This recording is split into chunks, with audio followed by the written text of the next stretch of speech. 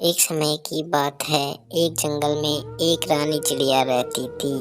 रानी चिड़िया बहुत अमीर थी। रानी चिड़िया के पास एक अच्छा घर भी था। रानी चिड़िया के पास सब कुछ था, लेकिन रानी चिड़िया के कोई बेटा बेटी नहीं थे। रानी चिड़िया अकेली ही रहती थी। अरे यार, मैं तो बहुत अमीर हूँ। मेरे पास बहुत सारे पैसे हैं, लेकिन मैं इन पैसों का क्या करूँगी? मेरे तो कोई बेटा या बेटी भी नहीं है। अरे हाँ, मैं इन पैसों से गरीब लोगों की मदद कर देती हूँ।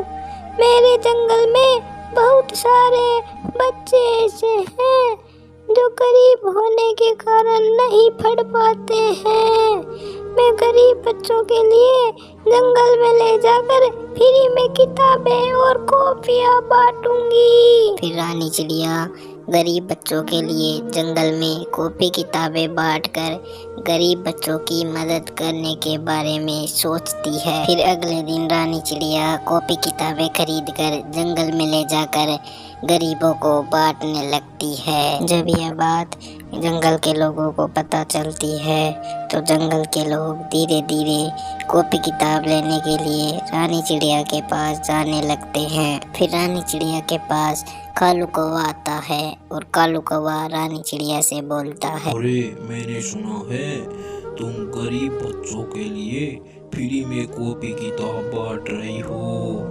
मैं बहुत गरीब हूँ और मेरा बेटा पढ़ाई करना चाहता है, तो तुम मुझे 5 कॉपियाँ और 5वीं क्लास की किताबें दे दो। अरे हाँ, मैं सच में गरीब बच्चों के लिए कॉपी किताबें बांट रही हूँ। मैं तुम्हें भी तुम्हारे बेटे के लिए कॉपी किताबें दूंगी। अरे वाह, तुम तो सच में बहुत अच्छा काम कर रही हो।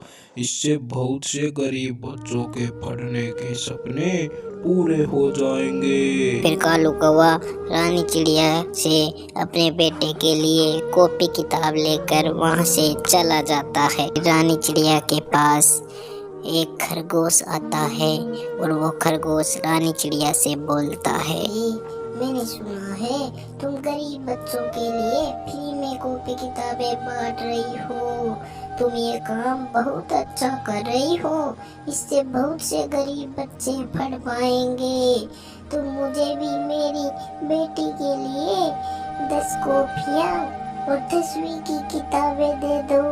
अरे हाँ, मैं तुम्हें जरूर तुम्हारी बेटी के लिए 10 कॉपियाँ और 10वीं की किताबें दूंगी।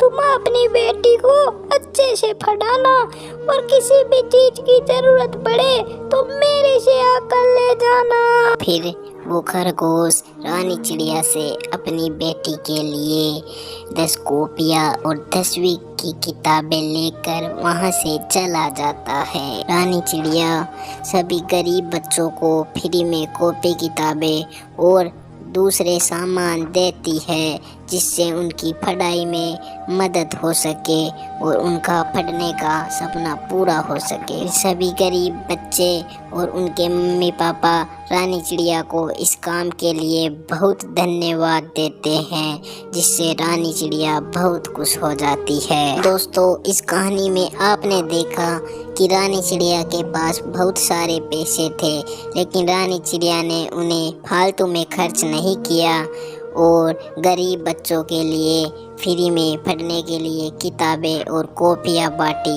जिससे बहुत सारे गरीब बच्चों का पढ़ने का सपना पूरा हो गया।